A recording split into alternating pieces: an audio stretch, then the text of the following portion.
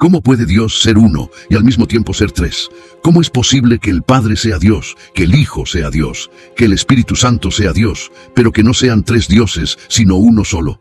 Si alguna vez te han dicho que la Trinidad es una invención católica del siglo IV, o que la Biblia no la enseña, o que es un concepto pagano importado al cristianismo, quédate. Porque lo que vamos a ver hoy te va a mostrar que esta doctrina está codificada desde la primera línea de la Biblia. Literalmente, desde la primera línea, la primera vez que Dios habla en las Escrituras, ya hay un problema gramatical que nadie ha podido resolver completamente en 3000 años de debate. Génesis 1:1, Bereshit bara Elohim. En el principio creó Dios, y la palabra que se usa para Dios es Elohim. Elohim es plural. La terminación im en hebreo es la marca del plural masculino, como cuando dices serafim, querubim. El sustantivo dice dioses, pero el verbo que le acompaña, bara, está conjugado en tercera persona del singular. Él creó, sustantivo plural, verbo singular, dioses creó. Y esto aparece en la primera línea de toda la Biblia. Si fueran muchos dioses, el verbo debería decir barú. Ellos crearon, pero dice bara, él creó. Si fuera un solo Dios sin ningún tipo de pluralidad, se habría usado la forma singular, él o Eloa, que aparece unas 250 veces en el Antiguo Testamento. Pero no, se eligió Elohim, que aparece más de 2500 veces. Plural, con verbo singular, desde la primera línea. Y eso no es un error de traducción, no es una casualidad gramatical. Es una anomalía deliberada que los lingüistas hebreos han debatido durante siglos sin llegar a un acuerdo completo. Algunos lo llaman el plural de majestad, como cuando un rey dice, nosotros decretamos. Otros dicen que es un plural intensivo, una forma de magnificar la grandeza de Dios. Pero fíjate en algo que casi nadie menciona. Cuando llegas a Génesis 1:26, Dios deja de hablar en tercera persona y dice algo extraordinario. Naase Adam Betzalmenu Kidmutenu. Hagamos al hombre a nuestra imagen, conforme a nuestra semejanza. Hagamos, nuestra, plural. Dios hablando de sí mismo en plural. ¿Con quién está hablando? La tradición rabínica dice que Dios estaba consultando con los ángeles. El Midrash Rabbah, un comentario judío antiguo, intenta explicar el plural de esta manera. Pero hay un problema enorme con esa explicación, porque el siguiente versículo, Génesis 1:27, dice que Dios creó al hombre a su imagen. No dice a imagen de los ángeles, no dice a imagen de seres celestiales, dice a imagen de Dios. Si Dios hubiera estado consultando con ángeles para diseñar al hombre, el hombre tendría que llevar también la imagen de los ángeles, pero no la lleva, solo lleva la imagen de Dios. Los ángeles no participaron en la creación del hombre. Dios habló con alguien que también es Dios. Entonces, ¿con quién hablaba? Esto mismo se repite en Génesis 3:22, cuando Dios dice, el hombre ha venido a ser como uno de nosotros. Otra vez plural. Y en Génesis 11:7, en la Torre de Babel, descendamos y confundamos allí su lengua. Plural otra vez. Y en Isaías 6:8, ¿a quién enviaré y quién irá por nosotros? Fíjate, enviaré es singular, nosotros es plural. En la misma oración, el mismo patrón de Génesis 1:1, un Dios que habla en singular y plural al mismo tiempo. Pero hay algo más en Génesis 1 que casi nadie conecta. Versículo 2. Y el Espíritu de Dios se movía sobre la faz de las aguas. La palabra hebrea es Ruach Elohim, el Espíritu de Dios. Ya está ahí, en la creación, activo, presente, moviéndose sobre el caos antes de que Dios hable la primera palabra. Y después, cuando Dios crea, ¿cómo lo hace? Hablando. Y dijo Dios, sea la luz. La palabra de Dios crea, el Espíritu de Dios se mueve, y Dios ordena. 3 acciones, en los primeros 3 versículos de toda la Biblia. El Salmo 33, versículo 6, lo resume de forma casi imposible de ignorar. Por la palabra de Jehová fueron hechos los cielos, y todo el ejército de ellos por el aliento de su boca. La palabra hebrea para aliento, aquí es ruach, la misma palabra que se traduce como espíritu, en Génesis 1:2. Dios, su palabra y su espíritu, creando juntos, desde el principio. Ahora vamos a algo todavía más profundo. Deuteronomio 6:4 es el versículo más sagrado del judaísmo. Se llama el Shema. Los judíos lo recitan 2 veces al día, por la mañana y por la noche. Es lo primero que un niño judío aprende a decir. Es lo último que muchos judíos pronuncian antes de morir. Dice así, Shema Israel, Adonai Eloheinu, Adonai Echad. Oye Israel, el Señor nuestro Dios, el Señor uno es. Y la palabra para uno que se usa aquí es Echad. Acuérdate de esta palabra, porque es la que cambia absolutamente todo el debate. Te voy a explicar por qué. Resulta que en hebreo existen 2 palabras para decir uno, 2, no una, 2, y no significan lo mismo. La primera es yachit, Yachid significa uno solo, uno solitario, uno que no tiene a nadie más. Cuando Abraham lleva a Isaac al monte Moriah para sacrificarlo en Génesis 22, el texto dice tu hijo, tu Yachid, tu único, tu solo. Cuando Jefté pierde a su hija en Jueces 11, dice, ella era mi Yachid, mi única. Yachid es un uno que está completamente solo en el universo. La segunda palabra es Echad, y aquí es donde todo se pone interesante. Porque Echad también significa uno, sí. Pero fíjate dónde se usa. Génesis 2:24. Los dos serán una sola carne. ¿Qué palabra usa? Echad. Dos personas, un hombre y una mujer, formando una unidad. En Números 13:23, los espías cortan un racimo de uvas y lo traen de la tierra prometida. Un racimo. ¿Qué palabra? Echad. Un solo racimo compuesto por decenas de uvas individuales. Y ahora viene lo que nadie te cuenta. Moisés tenía las dos palabras disponibles. Podía haber escrito Adonai Yachid, Dios es uno solitario, uno absoluto, punto final, pero no lo hizo. Eligió Echad, la palabra que permite una unidad compuesta. Y eso fue hace más de 3000 años. ¿Y sabes qué pasó después? Maimónides, el rabino más influyente de la Edad Media, escribió sus 13 principios de fe en el siglo XII, 1200 años después de Moisés. Y cuando llegó al principio sobre la unidad de Dios, ¿qué palabra usó? No usó Echad, usó Yachid. Cambió la palabra que Moisés había puesto. ¿Por qué haría eso? Porque para el siglo XII, los judíos ya conocían el argumento cristiano sobre Echad, y Maimónides deliberadamente eligió una palabra diferente para cerrar la puerta. Pero la puerta que él intentó cerrar no es la que Moisés abrió. Moisés puso Echad, y nadie puede cambiar eso. Ahora quiero ser honesto contigo. Hay eruditos hebreos que dicen que Echad simplemente es el número 1, y que la idea de unidad compuesta viene del sustantivo, no de Echad en sí mismo. Abraham es llamado Echad en Ezequiel 33, y ahí claramente significa un solo hombre. Es un punto válido, pero lo que ninguno de ellos puede explicar es por qué Moisés jamás usó Yachid para Dios, y por qué el patrón de Elohim plural, con verbo singular y pronombres plurales, crea una tensión que el Antiguo Testamento nunca resuelve. Esa tensión queda flotando durante siglos, sin respuesta, hasta que un día, en un río en el desierto de Judea, todo explota. Mateo 3, versículos 16 y 17. Jesús tiene aproximadamente 30 años. Ha caminado desde Galilea hasta el río Jordán, un viaje de varios días. Juan el Bautista lo espera. Es el mismo Juan que ha estado predicando que viene alguien más grande que él, alguien cuyas sandalias no es digno de desatar. Y cuando ve a Jesús acercarse, Juan intenta detenerlo. Le dice, yo necesito ser bautizado por ti, ¿y tú vienes a mí? Pero Jesús insiste. Le dice que es necesario para cumplir toda justicia. Juan accede. Jesús entra al agua del Jordán. Juan lo sumerge, y cuando Jesús sale del agua pasan tres cosas al mismo tiempo, simultáneamente, sin intervalo. Los cielos se abren. Literalmente, el texto griego usa la palabra skizo, que significa rasgar, desgarrar. Los cielos se rasgan. El Espíritu de Dios desciende en forma visible como paloma y se posa sobre Jesús. Y una voz desde el cielo, una voz audible, una voz que los presentes pudieron escuchar, dice, «Este es mi Hijo amado, en quien tengo complacencia». Para. Piensa en lo que acaba de pasar. El Hijo está en el agua, con cuerpo humano, empapado, de pie en el Jordán. El Espíritu desciende desde arriba en forma visible y se posa sobre el Hijo, y el Padre habla desde el cielo.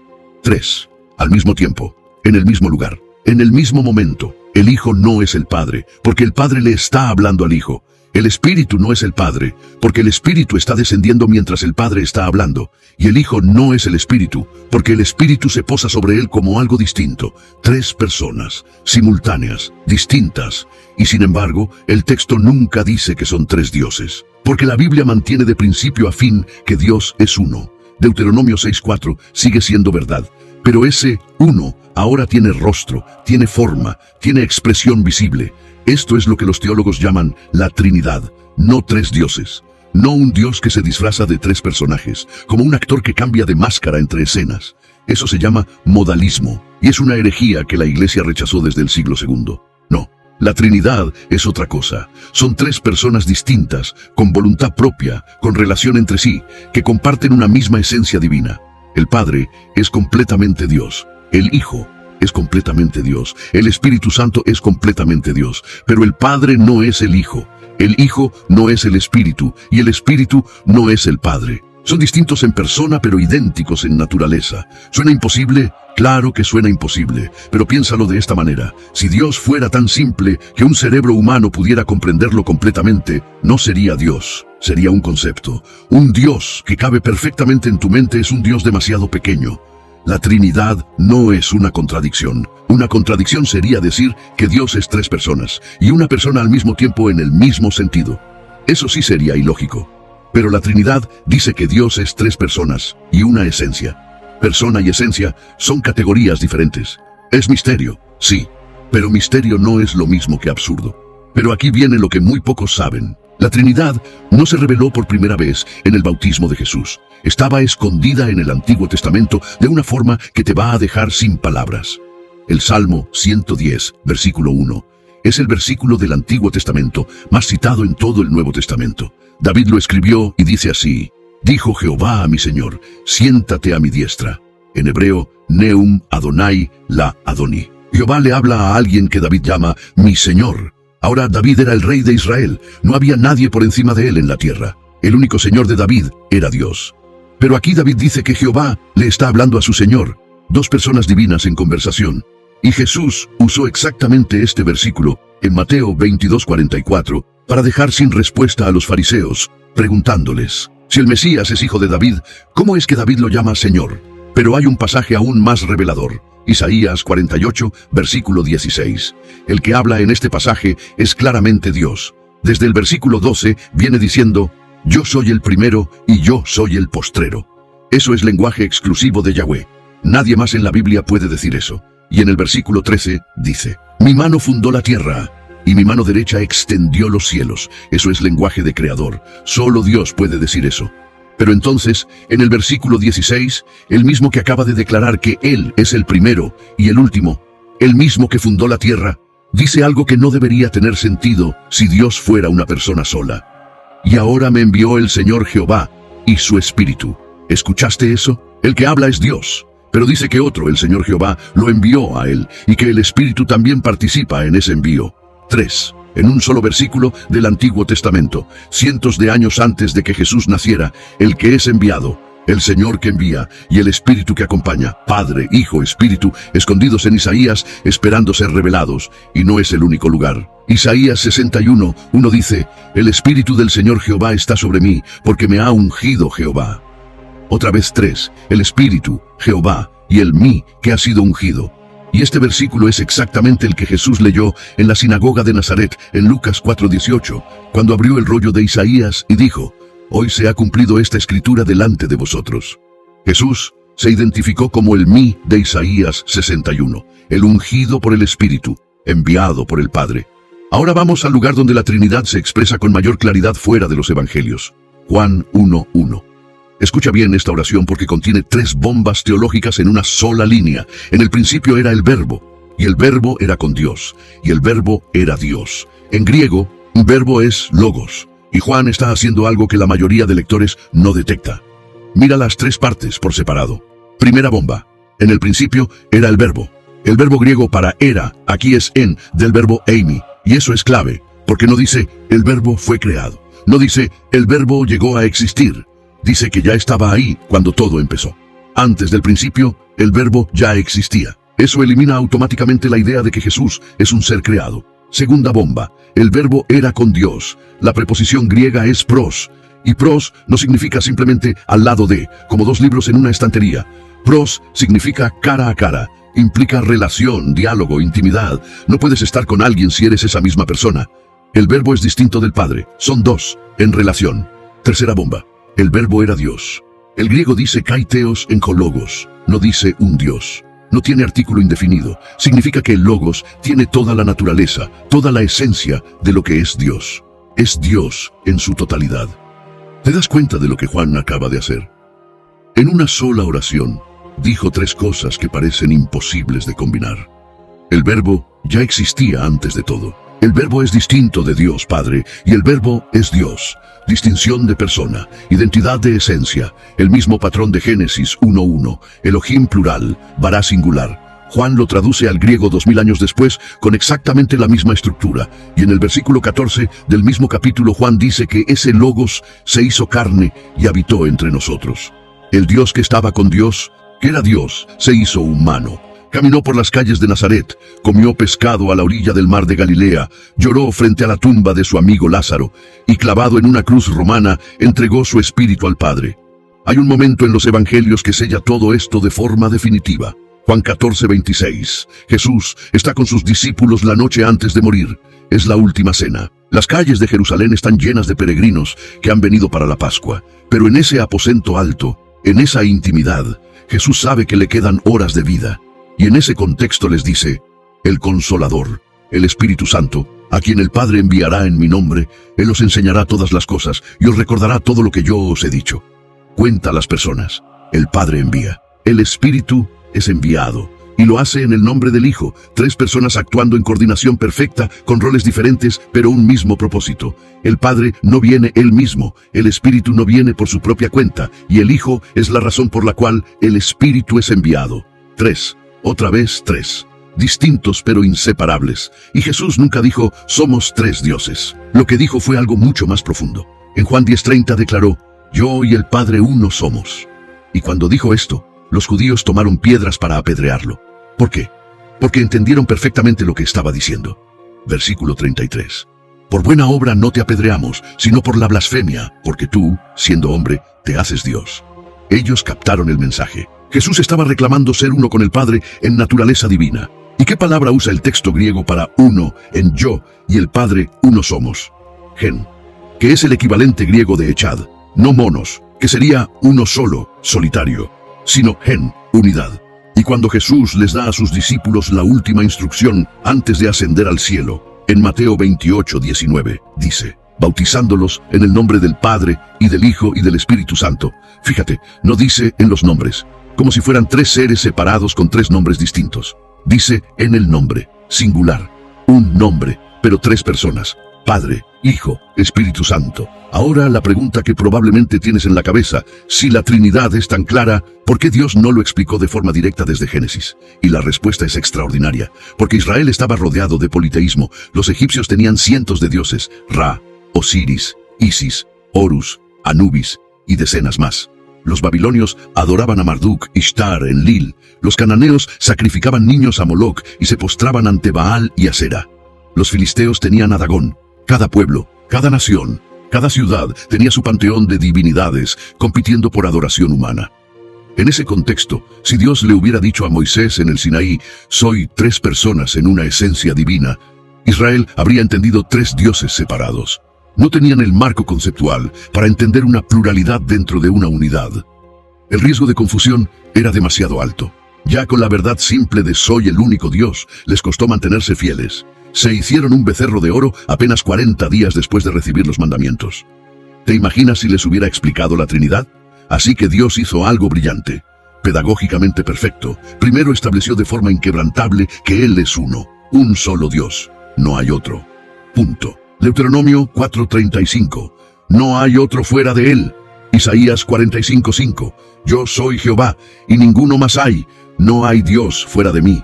Una vez que esa verdad quedó grabada a fuego en la identidad de Israel durante siglos, entonces Dios empezó a revelar la complejidad dentro de esa unidad. Primero con pistas, los plurales, el ángel de Jehová que acepta adoración, la sabiduría personificada en Proverbios 8. Después con profecías, Isaías 48:16, Isaías 61:1. Y finalmente, con la revelación completa, un bebé en un pesebre, un hombre en un río, una paloma descendiendo y una voz desde el cielo. La Trinidad no fue inventada en el Concilio de Nicea en el año 325. Eso lo dicen por todo Internet. Lo repiten en documentales. Lo escriben en libros que suenan muy intelectuales, pero es un mito. ¿Qué pasó realmente en Nicea? Un sacerdote llamado Arrio empezó a enseñar que Jesús fue creado por el Padre, que hubo un momento en que el Hijo no existía. Y eso provocó una crisis tan grande que el emperador Constantino tuvo que convocar a obispos de todo el imperio para resolver el conflicto. ¿Y qué decidieron? Que Arrio estaba equivocado, que las Escrituras ya enseñaban la divinidad plena de Cristo desde siglos antes.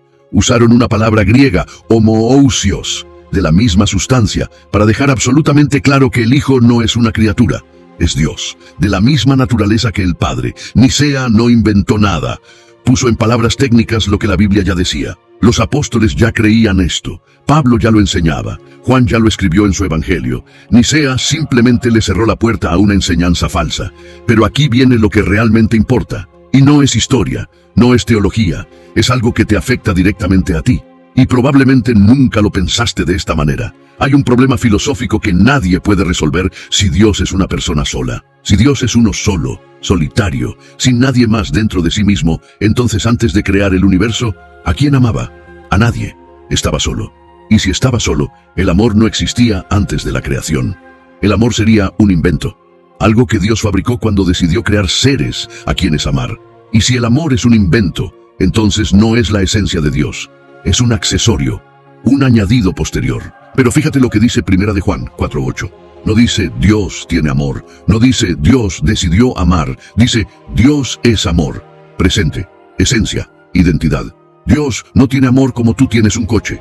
Dios es amor como el fuego es caliente. No puede dejar de serlo. Es lo que es. Y la única forma de que eso sea verdad, antes de que existiera cualquier cosa, es que dentro de Dios ya hubiera alguien a quien amar.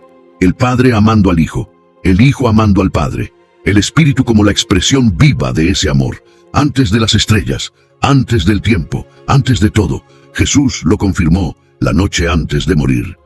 Juan 17:24. Oró al Padre y le dijo: Tú me has amado desde antes de la fundación del mundo. Detente ahí. Amor antes de la fundación del mundo. Eso significa que cuando no había absolutamente nada, ni galaxias, ni átomos, ni espacio, ni tiempo, ya había amor. Ya había relación. Ya había comunión, Padre, Hijo, Espíritu. Y esto cambia todo, porque significa que tú no fuiste creado porque Dios estaba aburrido. No fuiste creado porque a Dios le faltaba algo. Fuiste creado porque el amor que ya existía dentro de Dios era tan grande, tan intenso, tan desbordante, que se derramó hacia afuera. La creación entera, el universo entero, tú, yo, todo lo que existe, es el desbordamiento de un amor que ya era perfecto antes de que hubiera algo. Y cuando el pecado rompió eso, ¿quién actuó para restaurarlo? Los tres. El Padre envió, el Hijo vino, el Espíritu aplica. Efesios 1 lo desglosa versículo por versículo. El Padre elige, el Hijo redime con su sangre, el Espíritu sella como garantía. Tres personas, un plan, una salvación. Y ahora piensa en esto. Cada vez que oras, estás haciendo algo trinitario sin darte cuenta. Le hablas al Padre, en el nombre del Hijo, con la ayuda del Espíritu que intercede por ti. Tres personas involucradas en cada oración que sale de tu boca. Cada una. Eso es lo que Moisés escondió en Génesis 1:1 con un sustantivo plural y un verbo singular.